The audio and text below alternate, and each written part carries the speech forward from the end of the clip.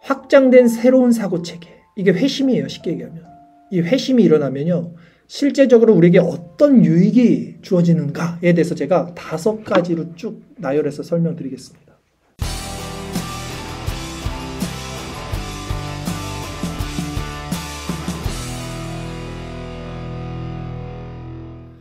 자, 확장된 사고체계가 우리 안에 일어나면요. 첫째, 자신이 묶여있던 문제에서 벗어나게 됩니다. 이것이 가장 큰 유익이에요. 제가 볼 때는. 그러니까 진리를 알지니 진리가 너희를 어떻게 합니까? 자유케 한다 그랬죠. 그러니까 진리가 무엇입니까? 내가 곧 길이요 진리요 생명이라고 했어요. 진리가 길입니다. 생명의 길, 하나의 길이에요. 하나의 문. 그 그리스도라는 문을 열고 들어가면 그 생명의 길이 곧 진리인 거예요. 그 문으로 들어가는 자가 어떻게 돼요? 자유케 되는 거죠. 그렇게 되면 내 자아라는 사고체계 안에서 이제 문제라고 여겼던 것들이 더 이상 문제가 아니었음을 알게 됩니다. 왜냐하면 환기가 된다 그랬잖아요. 동기화가 일어난다 그랬잖아요. 사고의 확장이 일어난다 그랬잖아요. 요 세계가 큰 세계로 넓어지는 거잖아요. 초집합 안으로 들어간 거예요. 그래서 더 이상 문제가 되지 않게 돼요. 이것이 실제적인 유익입니다. 이 새로운 차원이에요. 이거는. 이 새로운 차원으로 우리가 확장되면요. 인식이 실제 이런 것이 일어나요. 현실과 상황이 바뀌지 않아요. 근데 그전에는 현실과 상황을 바라봅니다. 왜냐하면 유물론적 사고관을 갖고 있으니까 이 사고체계는. 그게 전부니까. 그런데 이 사고체계의 확장이 일어나면요. 현실과 상황은 그대로인데요. 마음가짐, 이걸 품고 있는 마음가짐이 달라지기 때문에 변할 수 있어요. 근데 사람들이 이렇게 말할 수 있어요. 야, 그 마음과 생각 바뀐다고 그 떡이 나와? 지금 당장 돈이 없어서 죽겠는데? 그게 유물론적 사고예요. 그러나 정말 중요한 거는요. 마음과 생각이거든요. 왜? 마음과 생각의 올바로 질서가 잡히고 지혜가 충만하게 되면요. 거기서 용기도 나오고요. 지혜도 나오고요. 힘도 나오고요. 소망도 나오고요. 그 힘을 바탕으로 현실을 변화시킬 수 있는 거거든요. 그렇게 된다는 거예요. 이게. 그리고 두 번째, 이 사고체계 확장이 일어나면 얻게 되는 유익은요. 생각의 분별력이 생깁니다. 생각의 분별력. 이게 무슨 말이냐면 생각이라는 것은요. 여러분 마치 공기와 같아요. 공기. 우리가 숨 쉬면서 이 공기를 의식하면서 숨 쉬지 않아요. 그냥 숨 쉬는 거예요. 공기를 통해서, 산소를 통해서. 생각 또한 마찬가지예요. 우리가 의식하지 않고 자연스럽게 저절로 머릿속으로 들어오는 게 생각이에요, 여러분. 그리고 그 생각은 어떻게 우리에게 일어나는지를 여러분 한번 관찰해 보세요. 여러분들이 눈으로 봤던 것들, 그 봤던 것들이 상으로 맺힙니다. 그게 잠재의식 속에 남아서 어느 순간 그게 떠오르는 거예요. 그래서 그 봤던 것들이 여러분 마음에 품었던 것들이 되고 그 품었던 것들이 자연스럽게 생각이 돼서 어느 순간 그것이 표면으로, 수면으로, 의식으로 이렇게 나온다고요. 그래서 보는 것이 너무나 중요하다고 말씀드리는 거예요, 제가. 그냥 막 보고 다니면 그냥 막 생각나는 거예요, 그냥. 그래서 여러분 보는 거 그 나쁜 거 보지 마라. 살인, 뭐 폭력, 뭐 음란한 거, 뭐 세상적인 거 이런 거 보는 거 정말 위험하다는 거예요. 그게 의식 속이 다 생각으로 만들어진다니까요. 그래서 하와가 실과를 봤으니까 그게 먹고 싶은 마음이 들었다는 거예요, 여러분. 그 상이 남는다니까요. 그런데 자, 이 사고체계 환기가 일어나면요. 이 문이 열리니까 환기가 되잖아요. 환기가 일어나면 그 전에 의식하지 못하고 자연스럽게 품었던 그의 그 죄의 생각들이 이제 이게 죄라는 인식이 느껴집니다. 왜냐하면 공기가 달라졌기 때문에 느껴져요. 공기가 달라졌어요. 문이 열려서 환기가 되니까 공기가 달라져서 느끼게 되는 거예요. 이때 처음으로. 그래서 그 잘못된 생각을 멈출 수 있어요.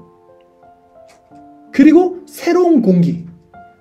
이 새로운 공기가 뭐냐면 그리스도 안에 있는 성령이에요. 성령. 르하우, 숨이라고 그러잖아요. 이 성령으로 말미암아 성령의 생각을 품을 수 있게 됩니다. 그래서 이것이 거룩한 것을 추구할 수 있는 실제적인 능력을 갖게 만들어요. 거룩한 것을 분별하고 추구하는 마음 상태. 이것이 유익이죠. 이것이 환기가 되지 않으면 절대 이거를 하지 못해요. 우리가 의식하고 숨쉬지 않잖아요. 마찬가지라니까요. 머릿속으로는 알아요. 아, 이거 하지 말아야지. 저건 죄지. 그러나 그렇게 됩니까? 절대 안 돼요. 자, 세 번째, 이 사고체계 확장이 일어나면 얻게 되는 유익 세 번째는 뭐냐면요, 기도의 능력이 강화됩니다. 기도의 능력으로 실제 어떤 유익을 얻게 돼요. 사고체계 확장 가운데 드려지는 기도는요, 이제 하나님의 속성과 직접적인 교통이 일어나죠. 연합이 됐으니까, 동기화가 됐으니까. 그래서 그 사람의 영육을 강건하게 만들어요, 기도가. 그러니까 율법적인 기도는 한계가 있죠. 의식의 한계, 사고체계 안에서. 그러나 이 동기화가 된 기도는요, 실제적인 유익을 직접적으로 받습니다. 내 영육이. 그래서 지속적으로 기도할 수 있게 되고 더 본질적으로 깊이 하나님께 기도할 수 있게 돼요. 그래서 예수님도 그렇게 피곤하셨지만 새벽마다 기도하심으로써 하나님께 그 힘을 공급받았던 거예요. 예수님 왜 기도하셨어요? 하나님 계속 받은 거예요, 그 힘을. 그래서 그 힘을 통해서 살 수 있다니까요. 사고체계 확장을 얻는 네 번째 유익 뭐냐면, 네 번째는요, 원수까지 사랑할 수 있는 마음을 갖게 돼요. 여기서 사고체계의 확장이 일어나면요, 어떻게 되냐면 나라는 인식의 개념 또한 확장이 됩니다. 사고체계라는 것이 결국 내 자아잖아요. 내 의식이잖아요. 근데 이게 넓어져 버리니까 내 자아의 개념, 인식 자체도 넓어져요. 그러면 다른 사람을 타자로 두지 않게 됩니다. 그전에는 나와 다른 사람은 타자예요. 근데 이것이 넓어지면요, 나와 다른 사람이 타자가 아니라 하나의 생명 안에서 나와 그를 하나로 볼 수 있는 어떤 그런 마음이 생겨요. 그래서 그들을 긍휼히 여기고 사랑하고 섬길 수 있는 마음이 여기서 생기는 거예요, 여러분. 그러니까 지금 제가 말씀드린 거는요, 계속 전혀 다른 차원의 것을 말씀드리는 겁니다. 그러니까 여러분들은, 우리는 사고체계 안에서 아, 이웃을 사랑하라 그러네, 내 몸과 같이 사랑하라 그러네, 그래 사랑해야지로 알고 있잖아요. 그게 아니잖아요. 지금 내가 확장이 돼야지만, 나와 다른 사람이 하나로 느껴져야지만 그 사람을 내 몸과 같이 사랑할 수 있는 거잖아요. 원리와 본질이 돼야지 그게 되는 거지. 그거 싹 모르고 그거 덮어두고 그냥 이 사고체계 안에서 하라니까 그걸 해야지는 뭐가 됩니까? 율법이 되잖아요. 그거는 절대 할 수 없어요, 인간이. 이 사고체계 확장을 얻는 다섯 번째, 마지막 다섯 번째 유익. 사실 너무나 많지만 제가 다섯 가지로 줄인 거예요. 제가 뽑아낸 겁니다, 생각하면서. 이 다섯 번째 유익은요, 프로그램된 삶의 패턴에서 벗어나게 됩니다. 이 현실, 프로그램된 삶의 패턴이 있어요. 우리가 잘 보시면, 우리 삶을 이렇게 보시면. 그러니까 중생과 회심에 다다르지 못한 사람들, 자연인들은요, 죄의 노예죠. 그 세상의 노예입니다. NPC 같은 거 있잖아요. 그냥 그게 의식에 그냥 그 꾸며져 있는 대로 돌아가요. 기계처럼, 부속품처럼. 그렇게 살아가요, 자연인들. 가만히 보시면.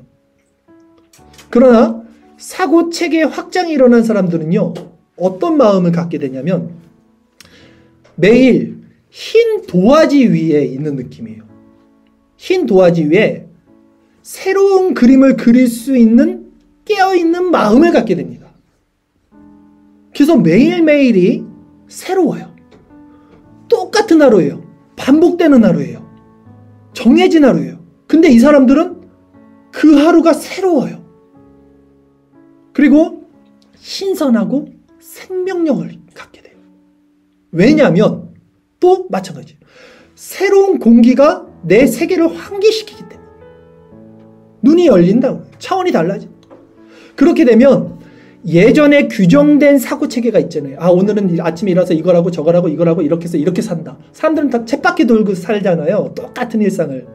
그렇게 규정된 사고체계 안에서 무엇을 해야 할지 정해져 있는 이런 율법적인 삶이 아니라 깨어있는 마음으로 고착화된 의식의 흐름 넘어, 우리는 고착화됐어요. 의식이, 사고체계가. 그것을 넘어서 성령의 조명함을 따라 생명력 있게 살게 되는 거예요. 그래서 하루라는 시간을 온전히 살아 숨쉬게 돼요. 그래서 온전히 그리스도 안에서 새로운 피조물로 살아갈 수 있게 됩니다. 그래서 누구든지 그리스도 안에 있으면 새로운 피조물. 예전 것은 지나갔으니 보라 새 것이 되었다. 전혀 다른 차원. 동기와 환기, 초집합, 여러 가지 제가 지금 단어들을 사용해서 회심이 일어나는 지점과 그 이후에 우리의 상태에 대해서 유익한 점을 5가지를 말씀드린 거예요.